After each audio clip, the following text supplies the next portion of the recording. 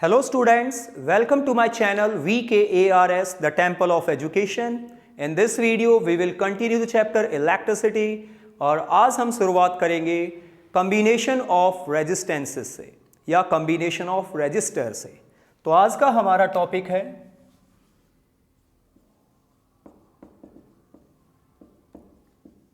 combination of resistances और resistor.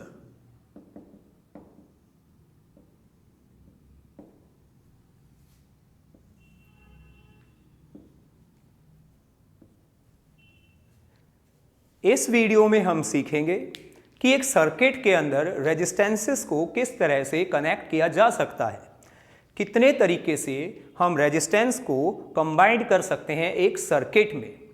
अब आपको पता ही है कि रेजिस्टेंसेस क्या होते हैं। कोई भी बिजली से चलने वाला उपकरण रेजिस्टेंस कहलाता है, जैसे fan, electric bulb, CFL, LEDs, fridge, cooler, ये सब क्या हैं? रेजिस्टेंसेस हैं। तो इन्हें सर्किट में कितने तरीके से कंबाइन किया जा सकता है, कितने तरीके से कनेक्ट किया जा सकता है, वो हम सीखने वाले हैं। तो जो रेजिस्टेंसेस होते हैं उनको दो तरीके से एक सर्किट में कनेक्ट किया जा सकता है। The resistances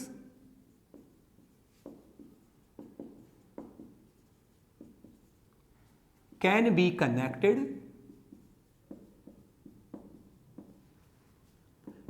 in two ways in an electric circuit.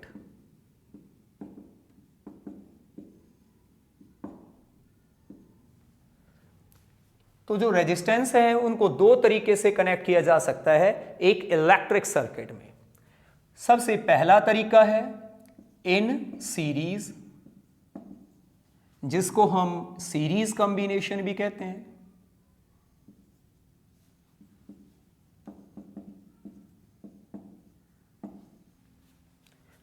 और दूसरा तरीका है इन पैरेलल,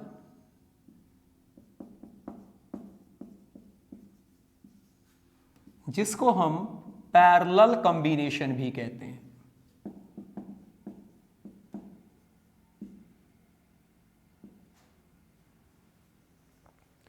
तो पहले हम देखेंगे कि सीरीज कॉम्बिनेशन क्या होता है, यानी सीरीज में कैसे कनेक्ट किया जाता है।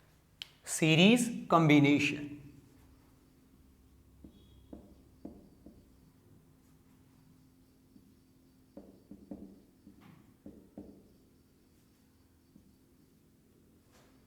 मान लीजिए दो या दो से अधिक रेजिस्टेंस हैं। अगर हम दो या दो से अधिक रेजिस्टेंस को एंड टू एंड एक रो में कनेक्ट कर देते हैं तो इसे हम बोलते हैं सीरीज कॉम्बिनेशन।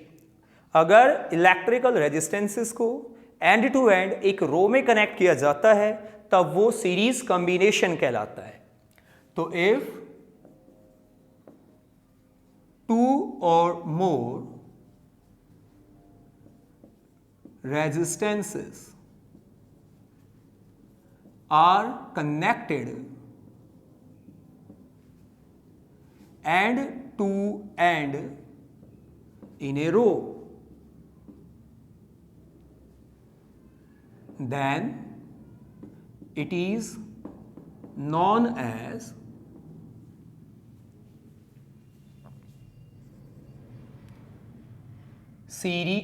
series combination।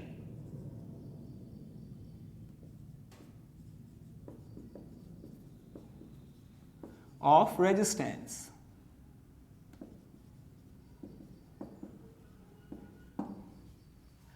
तो अगर दो या दो से अधिक रेजिस्टेंस को कनेक्ट किया जाता है एंड टू एंड एक रो में, तब हम इसे बोलते हैं रेजिस्टेंस का सीरीज कॉम्बिनेशन या series combination, resistance in series combination. मान लीजिए हमारे पास तीन रेजिस्टेंस हैं। ये है रेजिस्टेंस फर्स्ट यानी कि R1, ये है रेजिस्टेंस सेकंड यानी कि R2 और ये है रेजिस्टेंस थर्ड यानी कि R3। तो मान लीजिए हमारे पास ये तीन रेजिस्टेंस। हम यहाँ पे इनफाइनाइट रेजिस्टेंस का यूज कर सकते हैं, लेकिन अभी हम सिर्फ 3 ही रेजिस्टेंस से इस टॉपिक को समझेंगे। अगर मैं इन 3 रेजिस्टेंस को एंड टू एंड कनेक्ट कर देता हूं एक रॉ में, तब ऐसे कॉम्बिनेशन को हम क्या बोलते हैं? Series combination. तो ये रेजिस्टेंस अब सीरीज में कनेक्टेड है। और अगर मैं यहां पे ऑन ऑफ के लिए स्विच लगा दूं, ये स्विच है और स्विच अभी ऑन है, और यहां पे मैंने सोर्स के लिए बैटरी लगा दी है, ये बैटरी का पॉजिटिव टर्मिनल और ये नेगेटिव टर्मिनल है, ये बैटरी है, और यहां पे इस बैटरी में 4 सेल हैं, 1 2 3 4।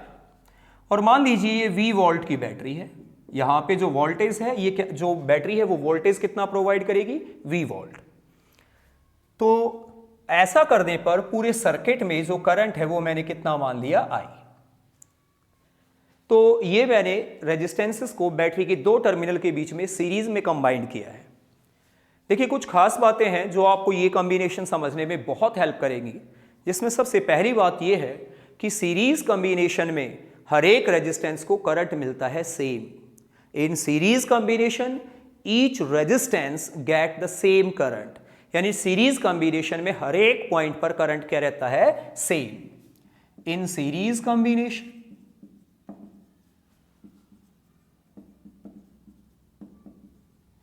each resistance get same current।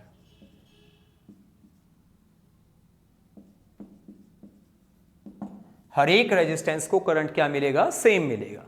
मान लीजिए इस पूरे सर्किट का टोटल करंट I है, तो इसका मतलब रेजिस्टेंस 1 को भी I करंट मिलेगा, रेजिस्टेंस 2 को भी I करंट मिलेगा, रेजिस्टेंस 3 को भी, यानी यहां पे भी करंट I है, यहां पे भी करंट I है, और यहां पे भी करंट I है। हर एक पॉइंट पे, पूरे सर्किट में हर एक पॉइंट पे करंट क्या रहेगा? सेम रहेगा। दूसरी बात, जो सीरीज कॉम्बिनेशन होता है उसमें अलग अलग रेजिस्टेंस को अलग अलग वोल्टेज मिलती है। In series combination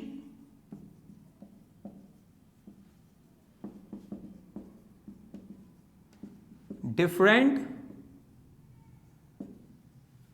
resistance get different voltage।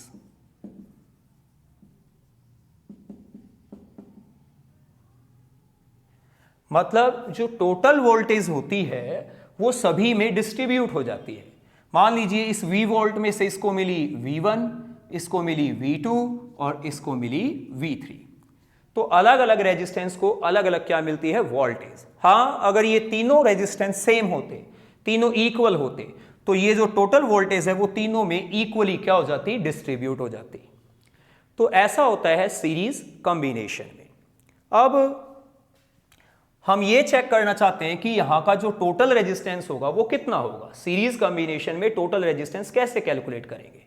तो मैं मान लेता हूं कि इस पूरे सर्किट का जो टोटल रेजिस्टेंस है वो कितना है? R है। मैंने R मान लिया total resistance. Let the total resistance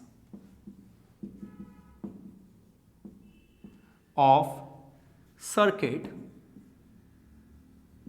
is R। कि मान लीजिए इस पूरे सर्किट का जो टोटल रेजिस्टेंस है वो कितना है? R है। तो मुझे R की वैल्यू चाहिए। अब आप ये देखिए, क्या हम ऐसा लिख सकते हैं कि V is equal to V1 plus V2 plus V3? बिल्कुल लिख सकते हैं, क्योंकि ये जो टोटल वोल्टेज है V, यही डिवाइड हुई है V1, V2 और V3 में, तो उनको ऐड कर दूंगा तो वापस क्या मिल जाएगी? V मिल जाएगी। अब अकॉर्डिंग टू ओम्स लॉ ये बोलता है कि V is equal to IR। तो ओम्स लॉ के according V is equal to IR, तो इस V की जगह मैं IR रख सकता हूं। तो ये टोटल वोल्टेज है, तो इसकी जगह आएगा सर्किट का टोटल करंट यानी कि I, और सर्किट का टोटल रेजिस्टेंस यानी कि R is equal to V1। तो V1 की वैल्यू क्या होगी? यहां का करंट इंटू में यहां का रेजिस्टेंस यानी कि IR1, और V2 की वैल्यू क्या होगी? यहां का रेजिस्टेंस और यहां का करंट यानी कि IR2 और V3 की वैल्यू क्या होगी, यहां का करंट इंटू में यहां का रेजिस्टेंस, यानी कि I इंटू में R3। अब ये I यहां पे कॉमन हो जाएगा और हमें मिलेगा R1 plus R2 plus R3 और यहां पे IR। तो I से I क्या हो जाएगा, कैंसिल, और हमें टोटल रेजिस्टेंस मिल गया R1 plus R2 plus R3। तो ये आ गया सीरीज कॉम्बिनेशन में टोटल रेजिस्टेंस कैलकुलेट करने का फॉर्मूला। तो सीरीज कॉम्बिनेशन में एक सर्किट का टोटल रेजिस्टेंस कितना होगा, आप सभी रेजिस्टेंसेस को जितने भी सीरीज में कनेक्ट हैं उन सबको ऐड कर दीजिए तो आपको सर्किट का टोटल क्या मिल जाएगा, रेजिस्टेंस। सीरीज कॉम्बिनेशन में हम अलग अलग रेजिस्टेंस के लिए अलग अलग स्विच इस्तेमाल नहीं कर सकते। In series combination,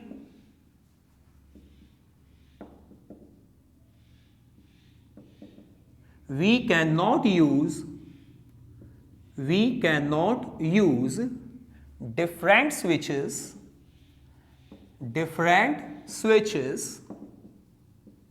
for different resistance।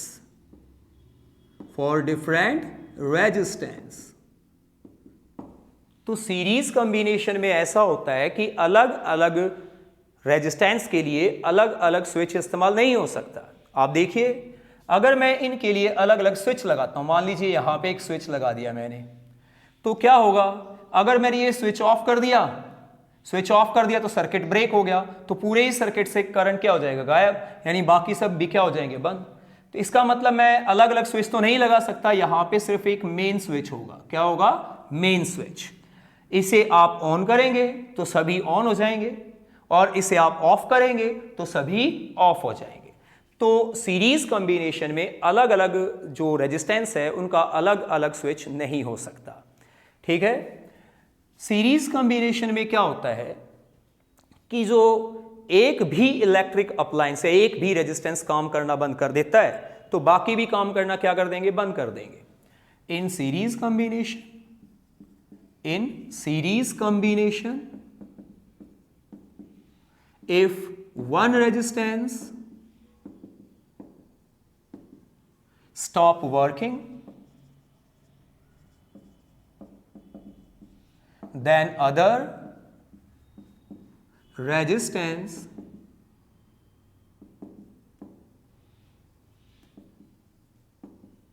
will also stop working। अगर एक रेजिस्टेंस काम करना बंद करता है तो बाकी भी काम करना बंद कर देगी, क्योंकि मान लीजिए ये कोई बल्ब है, इसका फ्यूज उड़ गया, तो बल्ब का फ्यूज उड़ गया तो सर्किट ब्रेक हो गया, तो करंट पूरे सर्किट से क्या हो जाएगा, गायब। यानी एक ने काम करना बंद किया तो बाकी भी काम करना क्या कर देंगे, बंद कर देंगे। सीरीज कॉम्बिनेशन में ऐसा होता है कि हमें जो रेजिस्टेंस मिलता है वो बहुत ज्यादा मिलता है, यानी जो टोटल रेजिस्टेंस होता है वो हमने सर्किट के अंदर जो सबसे बड़ा रेजिस्टेंस लगाया है उससे भी ज्यादा सर्किट का क्या होता है, टोटल रेजिस्टेंस होता है। In series combination the total resistance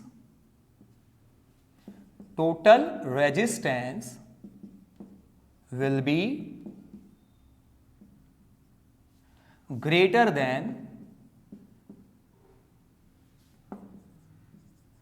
the largest resistance of circuit।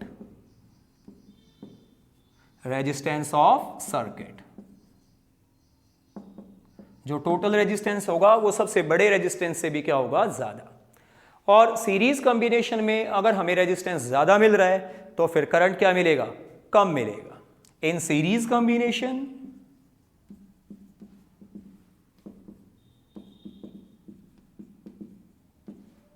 we will get less amount of current।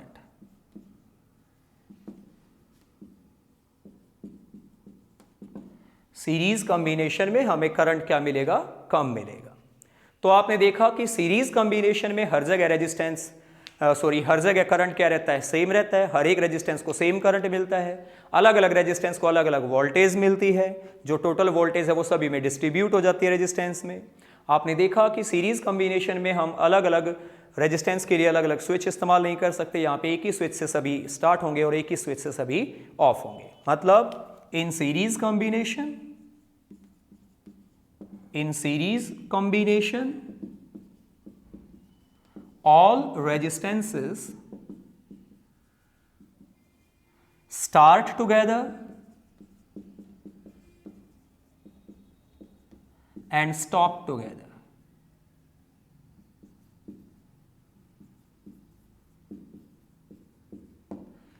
एक साथ सारे स्टार्ट होंगे और एक साथ सारे स्टॉप होंगे। और सीरीज कॉम्बिनेशन में क्या होता है कि जो रेजिस्टेंसेस होते हैं उनका टोटल जो रेजिस्टेंस आएगा वो सबसे बड़ी रेजिस्टेंस से भी ज़्यादा आएगा और करंट हमें क्या मिलेगा, बहुत ही कम अमाउंट में मिलेगा। तो ये है सीरीज कॉम्बिनेशन। अब इस पे एक न्यूमेरिकल हम करेंगे ताकि आपको जो मैंने अभी समझाया है वो और बेटर तरीके से समझ में आ जाए। मान लीजिए कि जो ये रेजिस्टेंस R1 है वो 2 ओम है, रेजिस्टेंस R2 3 ओम है और रेजिस्टेंस R3 6 ओम है। और मान लीजिए हमने यहाँ पे जो टोटल वोल्टेज ली हुई है वो है 11 वोल्ट, तो यहाँ पे टोटल वोल्टेज 11 वोल्ट है। तो सबसे पहले हम ये कैलकुलेट करेंगे कि सर्किट का टोटल रेजिस्टेंस कितना है। तो total resistance of circuit, total resistance यानी कि हमें R कैलकुलेट करना है, R। तो हमें पता है कि जो सर्किट का टोटल रेजिस्टेंस होगा वो कैसे मिलेगा, जितने भी रेजिस्टेंस सीरीज में कंबाइंड है सबको क्या कर दीजिए, ऐड, यानी R इक्वल होगा R1 plus R2 plus R3 के। तो R1 यहां पे है 2 ओम, R3 है, R2 है 3 ओम और यह है 6 ओम। तो कुल मिला के 11 ओम हमें क्या मिला है, रेजिस्टेंस। तो यहां पे इस पूरे सर्किट का टोटल रेजिस्टेंस कितना है, 11 ओम है। अब मैं सर्किट का टोटल करंट निकालना चाहता हूं, टोटल करंट ऑफ सर्किट यानी कि I, हमें I कैलकुलेट करना है। अब according to Ohm's law V is equal to I R, तो यहां से I हो जाएगा V और इधर आके डिवाइड में R, V बाय R। तो देखिए सर्किट का टोटल करंट चाहिए तो फिर total voltage divided by total resistance, total voltage divided by total resistance. Total voltage है यहां पे 11 और टोटल रेजिस्टेंस आया है 11, तो ये आ जाएगा 1 एम्पेयर। तो सर्किट में टोटल करंट यहां पे कितना है, 1 एम्पेयर है। अब आप चाहे तो यहां पे अलग अलग वोल्टेज कैलकुलेट कर सकते हो कि इसको कितनी वोल्टेज मिल रही है, इसको कितनी और इसको कितनी। तो हमने मान लिया कि इसको V1 मिल रही है, इसको V2 और इसको V3। तो हम अगर V1 कैलकुलेट करना चाहें तो V1 कैसे आएगा, यहां का करंट इंटू में यहां का रेजिस्टेंस यानी कि IR1। अब करंट टोटल 1 है तो हर एक पॉइंट पे हर एक रेजिस्टेंस पे करंट क्या होगा, 1। तो I तो होगा 1 और R1 हमारे पास है 2, तो ये आ गया 2 वोल्ट।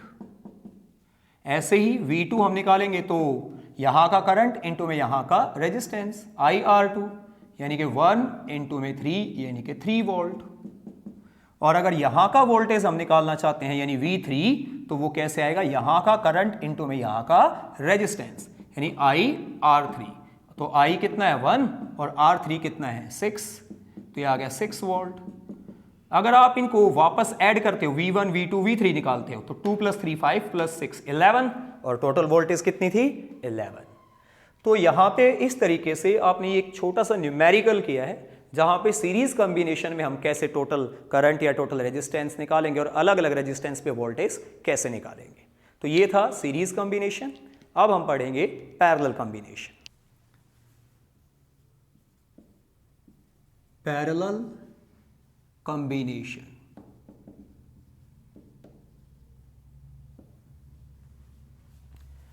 तो ये पैरेलल कॉम्बिनेशन क्या होता है, यानी कि जो रेजिस्टेंसेस हैं उनको पैरेलल में कंबाइन करने का मतलब क्या है। अगर दो या दो से अधिक रेजिस्टेंसेस दो पॉइंट के बीच में, सभी के दोनों एंड्स दो पॉइंट के बीच में कनेक्टेड हैं, तब ऐसे कॉम्बिनेशन को हम बोलते हैं parallel combination. If both the ends of each of the two और मोर resistances are combined between 2 points,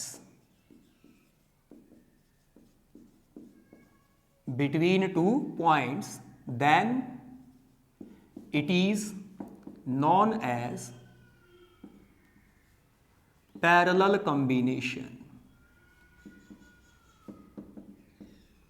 तब हम इसे बोलते हैं पैरेलल कॉम्बिनेशन ऑफ रेजिस्टेंसेस।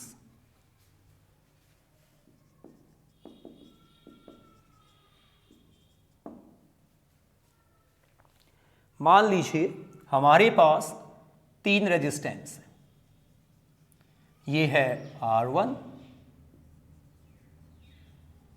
ये है R2 और ये है R3। और ये जो रेजिस्टेंसेस हैं इन सबके जो दोनों एंड्स हैं वो दो पॉइंट्स के बीच में कनेक्टेड हैं।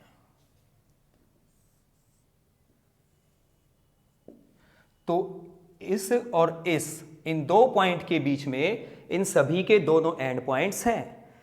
हालांकि हम यहाँ पे इनफाइनाइट रेजिस्टेंस रख सकते हैं, पर यहाँ पे हम समझने के लिए सिर्फ तीन रेजिस्टेंस का इस्तेमाल कर रहे हैं। तो इन तीनों रेजिस्टेंस के दोनों एंड पॉइंट्स इन दो पॉइंट के बीच में कनेक्टेड हैं। ऐसे कॉम्बिनेशन को हम क्या बोलते हैं, पैरेलल कॉम्बिनेशन।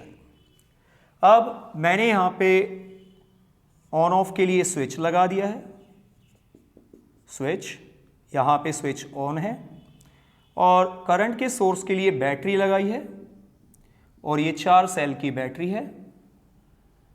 ये पहला सेल, ये दूसरा, ये तीसरा और ये चौथा बैटरी। ये बैटरी का पॉजिटिव टर्मिनल, ये नेगेटिव टर्मिनल, और ये बैटरी V वोल्ट की है। मान लीजिए ये V वोल्ट की बैटरी है, और V वोल्ट की बैटरी देने पे पूरे सर्किट में जो टोटल करंट है वो कितना है, I। और करंट की डायरेक्शन हमेशा बैटरी के पॉजिटिव टर्मिनल से नेगेटिव टर्मिनल होती है। तो सर्किट में जो टोटल करंट है वो कितना मान लिया है, I मान लिया है। इसे कंबाइन करने को हम बोलते हैं पैरेलल कॉम्बिनेशन। देखिए, पैरेलल कॉम्बिनेशन की कुछ खास बात होती है जो आप लोगों को ये टॉपिक समझने में बहुत हेल्प करेंगी। सबसे पहली बात ये है कि पैरेलल कॉम्बिनेशन में अलग अलग रेजिस्टेंस को अलग अलग करंट मिलता है। In parallel combination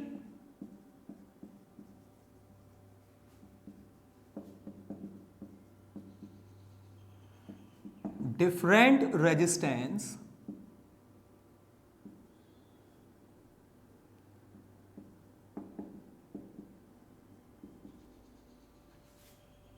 get different color current, get different current। अलग अलग रेजिस्टेंस को अलग अलग क्या मिलेगा, करंट मिलेगा। मान लीजिए यहां से ये टोटल जो करंट है वो I गया है, जब ये इस नोड पे पहुंचा तो ये डिवाइड हो गया, अलग अलग रेजिस्टेंस में डिवाइड हो गया। इस I में से इसको मिला I1, इसको मिला I2 और इसको मिला I3। तो जो करंट I है वो तीन हिस्सों में डिवाइड हो गया, I1, I2 और I3। अगर ये तीनों रेजिस्टेंस सेम है तो जो ये करंट I है वो तीनों में इक्वली डिवाइड हो जाएगा। लेकिन अगर ये अलग अलग है तो तीनों को अलग अलग क्या मिलेगा, करंट मिलेगा। लेकिन पैरेलल कॉम्बिनेशन में ऐसा होता है कि हर एक रेजिस्टेंस को वोल्टेज सेम मिलती है। In parallel combination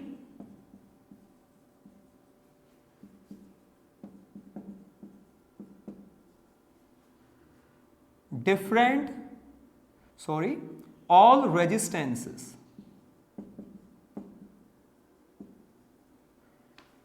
get same voltage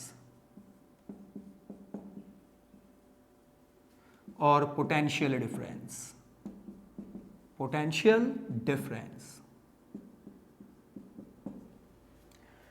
तो क्या होता है, देखिए आप, बैटरी के जो दो टर्मिनल है वो इस दो पॉइंट पर है, तो बैटरी जो है उसके दो टर्मिनल यहां इन दो पॉइंट पे है। अब इन दोनों पॉइंट के बीच में जो पोटेंशियल डिफरेंस होगा जो बैटरी प्रोवाइड कर रही है, वो पोटेंशियल में डिफरेंस इसके लिए भी उतना ही होगा, इसके लिए भी उतना ही होगा और इसके लिए भी उतना ही होगा, क्योंकि सभी के एंड इन दो पॉइंट पे कनेक्टेड है। इसलिए सभी को सेम पोटेंशियल डिफरेंस मिलेगा, यानी कि सभी को सेम क्या मिलेगी, वोल्टेज। तो ये V वोल्ट की बैटरी है, इसको भी वोल्टेज V मिलेगी, इसको भी V मिलेगी और इसको भी V मिलेगी। तो पैरेलल कॉम्बिनेशन में सभी को वोल्टेज क्या मिलती है, सेम मिलती है। अब हम ये देखेंगे कि पैरेलल कॉम्बिनेशन में टोटल रेजिस्टेंस कैसे कैलकुलेट करेंगे। तो मान लीजिए इस पूरे सर्किट का जो टोटल रेजिस्टेंस है वो R है और हमें R की वैल्यू चाहिए। Let the total resistance of circuit is R। तो मान लो जो ये सर्किट है इसका टोटल रेजिस्टेंस R है, तो हमें टोटल रेजिस्टेंस चाहिए, वो हम कैसे कैलकुलेट करेंगे। देखिए हम ऐसा लिख सकते हैं कि I is equal to I1 plus I2 plus I3, क्योंकि जो ये करंट है टोटल करंट I वो तीन हिस्सों में क्या हुआ है, डिवाइड हुआ है। अब according to Ohm's law V is equal to IR, Ohm's law के according V is equal to क्या होता है, IR, तो वहां से I क्या हो जाएगा, V बाय R। तो हमें I चाहिए, I मतलब सर्किट का टोटल करंट। इस सर्किट का टोटल करंट कैसे आएगा, total voltage divided by total resistance. Total voltage V है, टोटल रेजिस्टेंस हमने क्या माना है, R। अब हमें I1 चाहिए, I1 मतलब यहां का करंट, तो यहां का करंट होगा यहां की वोल्टेज अपॉन में यहां का रेजिस्टेंस, यानी V बाय R1। I2 यानी कि यहां का करंट चाहिए, तो यहां की वोल्टेज डिवाइडेड बाय यहां का रेजिस्टेंस, यानी कि V बाय R2, और ये हो जाएगा V बाय R3। अब जो V है वो कॉमन हो जाएगा, यहां हो जाएगा 1 बाय R1, 1 बाय R2 और 1 बाय R3, और ये V बाय R। अब V से V क्या हो जाएगा, कैंसिल। तो यहां पे हमें मिला 1 by R is equal to 1 by R1, 1 by R2, 1 by R3। तो ये आ गया टोटल रेजिस्टेंस निकालने का फॉर्मूला इन पैरेलल कॉम्बिनेशन। तो इसका इस्तेमाल करके आप पैरेलल कॉम्बिनेशन में टोटल रेजिस्टेंस फाइंड कर सकते हो। तो देखिए कुछ और खास बातें हैं पैरेलल कॉम्बिनेशन की जो आपको पता होनी चाहिए। पैरेलल कॉम्बिनेशन में ऐसा होता है कि हम अलग अलग रेजिस्टेंस के लिए अलग अलग स्विच का इस्तेमाल कर सकते हैं। देखिए मान लीजिए मैंने यहां पे एक स्विच लगा दिया, यहां पे एक स्विच लगा दिया और यहां पे भी एक स्विच लगा दिया, तो इन अलग अलग रेजिस्टेंस के लिए यहां पे स्विच लगा दिए गए। अब हमें पता है कि करंट हमेशा क्लोज लूप में बहता है, अगर सर्किट ब्रेक हो जाएगा तो करंट नहीं होगा वहां पे। तो अगर हम इस स्विच को ऑफ करते हैं तो यहां पे सर्किट ब्रेक हो गया, तो यहां क्लोज लूप नहीं रहा, तो यहां पे करंट नहीं जाएगा। लेकिन हां बाकी जो दो हैं वहां पे क्लोज लूप है, तो इसमें करंट फ्लो करता रहेगा। इसका मतलब हम इसके स्विच को ऑन ऑफ कर सकते हैं, इसे ऑन भी कर सकते हैं, ऑफ भी कर सकते हैं, बाकी काम करते रहेंगे। ऐसा ही अगर मैं इस स्विच को ऑफ करता हूं तो यहां पे सर्किट ब्रेक हो गया, तो यहां भी करंट नहीं जाएगा, यहां भी नहीं जाएगा, पर यहां जाएगा क्योंकि यहां पे क्लोज लूप बन रहा है। तो मैं चाहे जिसको ऑन कर सकता हूं, चाहे जिसको ऑफ कर सकता हूं, और अगर मैं इन तीनों को एक साथ ऑफ करना चाहता हूं तो मेन स्विच से मैं ऑफ कर दूंगा, तो यहां पे करंट आगे जाएगा ही नहीं क्योंकि सर्किट ब्रेक हो गया है, तो तीनों क्या हो जाएंगे, ऑफ हो जाएंगे। इसका मतलब जो पैरेलल कॉम्बिनेशन होता है उसमें हम अलग अलग रेजिस्टेंस के लिए अलग अलग स्विच का इस्तेमाल कर सकते हैं, और साथ में मेन स्विच का भी यहां पे हम क्या कर सकते हैं, इस्तेमाल कर सकते हैं। तो in parallel combination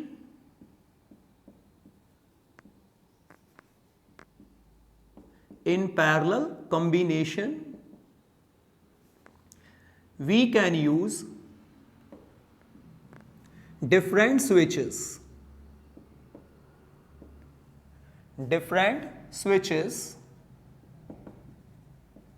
for different resistance.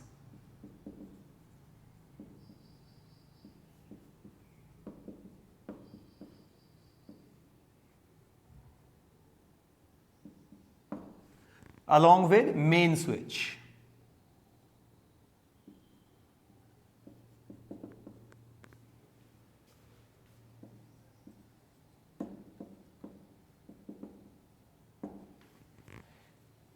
Parallel combination में ऐसा होता है कि अगर एक रेजिस्टेंस काम करना बंद कर देता, अगर एक स्टॉप भी हो जाता है, तो बाकी रेजिस्टेंस काम करते रहेंगे। क्योंकि मान लीजिए ये जो रेजिस्टेंस है, ये एक बल्ब है, इलेक्ट्रिक बल्ब, और उसका फ्यूज उड़ गया। अगर फ्यूज उड़ गया तो यहां पे सर्किट ब्रेक हो गया, तो यहां करंट नहीं जाएगा, लेकिन बाकी दो में क्लोज लूप बन रहा है, बाकी दो में करंट फ्लो करता रहेगा, यानी बाकी काम करते रहेंगे। तो ऐसा होता है पैरेलल कॉम्बिनेशन में, if any one resistance stop working, then other resistance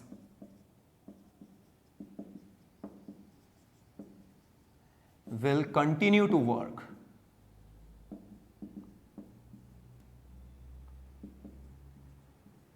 लेकिन बाकी जो रेजिस्टेंस है वो वर्क करते रहेंगे, will continue to work. Parallel combination में क्या होता है कि जो टोटल रेजिस्टेंस होगा वो हमें बहुत कम मिलता है। इवन जो हमने यहां पे सबसे छोटा रेजिस्टेंस लगाया होगा, सबसे छोटे रेजिस्टेंस से भी कम यहां पे क्या आएगा, total resistance. In parallel combination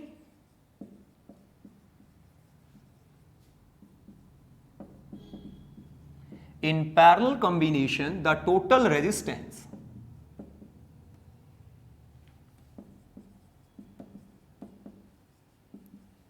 of circuit will be very small. It is, or it will be smaller than the smallest resistance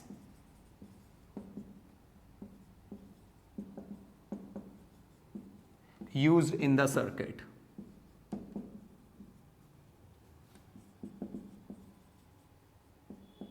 तो हमने सर्किट में जो सबसे छोटा रेजिस्टेंस इस्तेमाल किया है उससे भी कम क्या आएगा, टोटल रेजिस्टेंस आएगा। तो अगर पैरेलल कॉम्बिनेशन में हमको रेजिस्टेंस बहुत ही कम मिल रहा है तो जो करंट होगा वो हमें ज्यादा मिलेगा। In parallel combination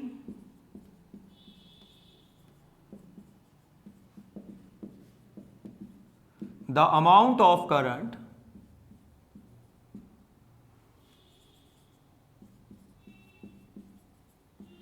will be more than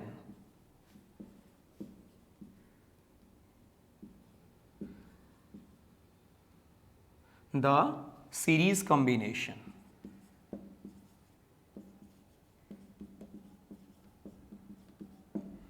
तो पैरेलल कॉम्बिनेशन में जो अमाउंट ऑफ करंट मिलेगा, the amount of current will be more than the series combination. अगर इन्हीं तीन रेजिस्टेंस को हम सीरीज में कनेक्ट करते हैं इतनी ही वोल्ट की बैटरी के साथ, तो जितना करंट मिलेगा उससे ज्यादा करंट हमें पैरेलल कॉम्बिनेशन में मिलेगा इन्हीं तीन रेजिस्टेंस पे और उसी बैटरी पे। तो अब हम एक न्यूमेरिकल की हेल्प से जो है ना कंपेयर करेंगे क्या डिफरेंस है सीरीज कॉम्बिनेशन में और पैरेलल कॉम्बिनेशन में। तो हम वही न्यूमेरिकल दोबारा करेंगे जो हमने सीरीज कॉम्बिनेशन में सॉल्व किया था। वहां पे हमने तीन रेजिस्टेंस को पैरेलल में सीरीज में कनेक्ट किया था, यहां हम उन्हीं तीन रेजिस्टेंस को पैरेलल में कनेक्ट करेंगे और उतने ही वोल्ट की बैटरी के साथ, और देखेंगे कि क्या डिफरेंस है सीरीज कॉम्बिनेशन में और पैरेलल कॉम्बिनेशन में। मान लीजिए जो ये रेजिस्टेंस है R1 वो है 2 ओम और जो रेजिस्टेंस है R2 वो है 3 ओम और रेजिस्टेंस जो R3 है वो है 6 ओम। तो वहां पे भी हमने सीरीज कॉम्बिनेशन में भी यही तीन रेजिस्टेंस इस्तेमाल किए थे। और जो यहाँ पे बैटरी है वो मान लीजिए 11 वोल्ट है, और वहाँ पे भी सीरीज कॉम्बिनेशन भी हमने 11 वोल्ट ही रखी थी बैटरी, यानी वही सेम रेजिस्टेंस और सेम बैटरी। अब सबसे पहले हम यहां पे कैलकुलेट करेंगे टोटल रेजिस्टेंस, और हमने टोटल रेजिस्टेंस क्या माना हुआ है? R, तो हमें R कैलकुलेट करना है। तो टोटल रेजिस्टेंस ऑफ सर्किट, यानी कि R हमें निकालना है। तो हमें पता है रेजिस्टेंस निकालने का formula 1/R is equal to 1/R1, 1/R2, 1/R3। तो पैरेलल कॉम्बिनेशन में यह है टोटल रेजिस्टेंस निकालने का फॉर्मूला। अब 1/R इज इक्वल टू 1/2, 1/3, 1/6। अगर आप इनको ऐड करोगे तो आपको मिलेगा 1/1। अब रेसिप्रोकल कर दीजिए तो R आपको मिलेगा, तो 1/1 यानी 1 का रेसिप्रोकल भी क्या होगा? 1 होगा। तो आपको यहां पे टोटल रेजिस्टेंस कितना मिला है? 1 ओम मिला है, जबकि सीरीज कॉम्बिनेशन में हमें टोटल रेजिस्टेंस जो मिला था वो 11 ओम मिला था, और यहां पे 1 ओम मिला है। अब हम सर्किट का टोटल करंट यानी कि I की वैल्यू कैलकुलेट करेंगे। टोटल करंट इन सर्किट,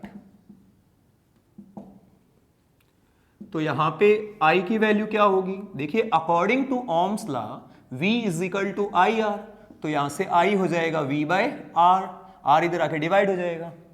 तो अगर टोटल करंट चाहिए तो वो होगा टोटल वोल्टेज अपॉन में टोटल रेजिस्टेंस, और यहां पे टोटल वोल्टेज है 11 और टोटल रेजिस्टेंस हमने कैलकुलेट किया है 1, तो यहां पे करंट हमें मिल रहा है 11 एम्पियर, जबकि इन्हीं रेजिस्टेंस और वोल्टेज पे हमें सीरीज कॉम्बिनेशन में टोटल करंट मिला था 1 एम्पियर और यहां पे मिल रहा है 11 एम्पियर, तो बहुत डिफरेंस है। अब अगर आप चाहे तो I1, I2 और I3 की भी वैल्यू कैलकुलेट कर सकते हैं। जैसे I1 क्या होगा? I1 मतलब यहां का करंट, R1 रेजिस्टेंस में जितना करंट है वो हमें चाहिए। अब हमें एक बात तो पता ही है कि पैरेलल कॉम्बिनेशन में इन तीनों को वोल्टेज क्या मिलेगी? सेम, यानी इसको भी 11 वोल्ट, इसको भी 11 वोल्ट और इसको भी 11 वोल्ट। तो यहां की वोल्टेज भी 11 है, यहां की वोल्टेज भी 11 है और यहां की वोल्टेज भी 11 है।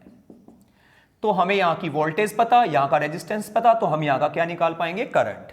तो I1 हमारा क्या होगा? V/R1, V/R1। तो ये हो गया 11/2 एम्पियर। अगर हम I2 निकालते हैं तो V/R2, क्योंकि I2 मतलब यहां का करंट, रेजिस्टेंस सेकंड में करंट, तो यहां की वोल्टेज डिवाइडेड बाय यहां का रेजिस्टेंस, तो ये आएगा 11/3। और ऐसे ही हम I3 कैलकुलेट करेंगे तो I3 होगा यहां का की वोल्टेज डिवाइडेड बाय यहां का रेजिस्टेंस, यानी V/R3, तो 11/6 एम्पियर। तो ये सेपरेटली हमने I1, I2 और I3 की क्या निकाल लिए? वैल्यू।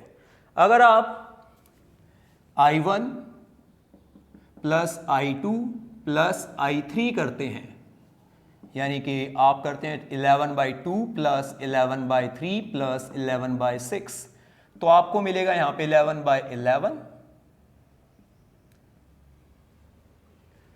सॉरी, तो इनका एलसीएम होगा 6, तो 2 3 यानी 33, 3 2 22 हो गया यहाँ पे, और 6 1 तो ये 11 हो गया। तो ये आ गया हमारे पास 66/6 यानी कि 11 एम्पियर। और 11 एम्पियर क्या है? टोटल करंट, यानी ये किसके बराबर आ? टोटल करंट कितना? 11 एम्पियर, तो ये आ गया I के बराबर। तो I ही यहां पे डिवाइड हुआ था I1, I2 और I3 में। तो यहां पे आपने डिफरेंस देखा और कैलकुलेशन भी सीखी है किस प्रकार से हम टोटल करंट निकालते हैं या किसी एक पर्टिकुलर रेजिस्टेंस की वोल्टेज या करंट निकालते हैं। तो ये था पैरेलल कॉम्बिनेशन।